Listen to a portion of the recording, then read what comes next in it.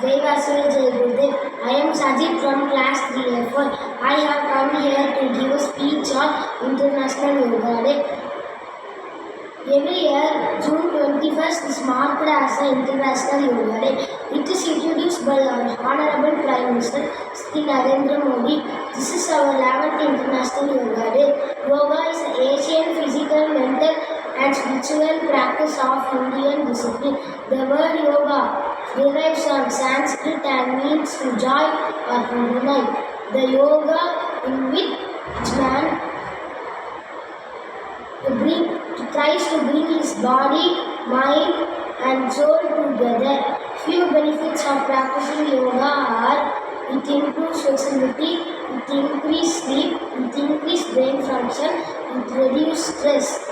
I conclude myself by spreading an awareness and importance of yoga on this beautiful day. Thank you.